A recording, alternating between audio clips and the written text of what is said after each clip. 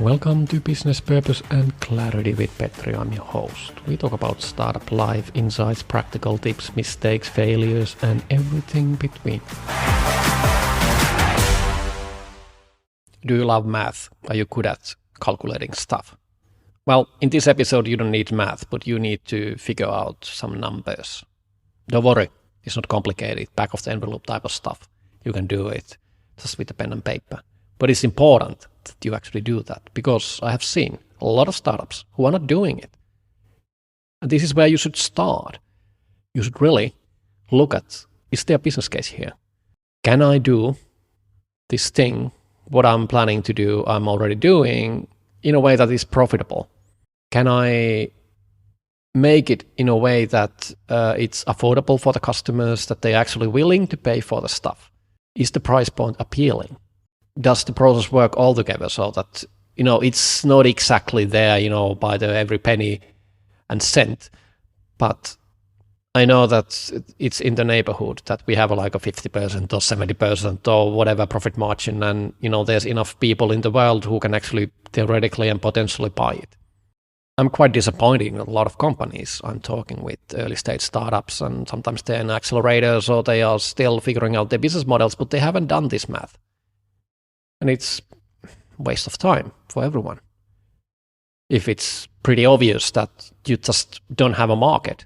In my episode with Ahti Heinla, who is a co-founder of Skype, and Starship Technologies, who just raised 100 million last year, 200 million altogether for his company. We spoke like 2 hours, so you should check out the episode.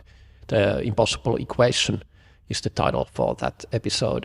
If you pay attention what he's saying, and I try to emphasize it as well, in his business cases, when he's evaluating whether to go to the business, he doesn't start with the technology, he starts with this stuff. Is there a business case?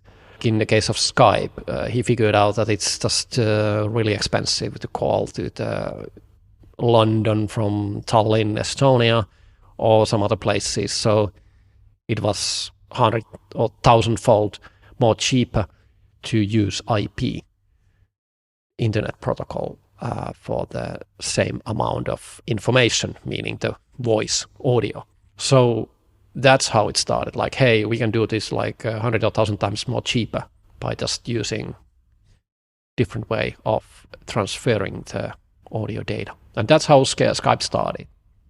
It was not like that, hey, we've been doing this peer-to-peer technology before, let's use it for something else, and what's available? Well, yeah, there seems to be like this audio and video business case. Well, maybe it was like that as well, but still they did the back of the envelope calculations from the beginning. But my understanding is that they really started from the business case and then figure out that how they can do it, and then they found out that they have the technology and the means to do it. A similar thing with his next company. Last mile deliveries are something nobody wants to pay for, and they are really the growing business area where a minimum of 2 billion people are willing and wanting to get stuff to their home door delivered, but they don't want to pay much for those deliveries. So at the moment when he started, there wasn't a solid business case for that, because technology was not in the level. But he figured out that it's probably something in the neighborhood of €1 US dollar. People are willing to pay for that, and that's what it should be.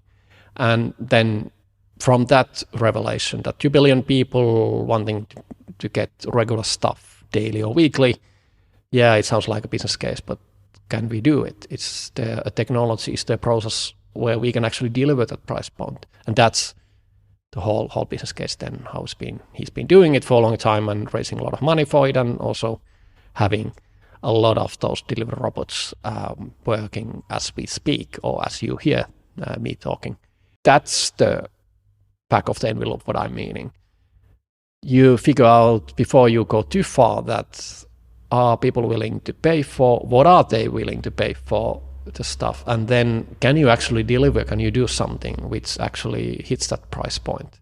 Then you start to figure out how you can do it, what are the technologies to do it, and doing the business case. Because if you don't do that, you are in trouble later on. You need to invent stuff, and it still may not work because it's hard to fool the math. If you cannot make it profitable, if you cannot make the customers to pay for the stuff, it doesn't work. So don't waste time, yours or anybody else's. So please do a little bit of math. Back of the envelope is good enough.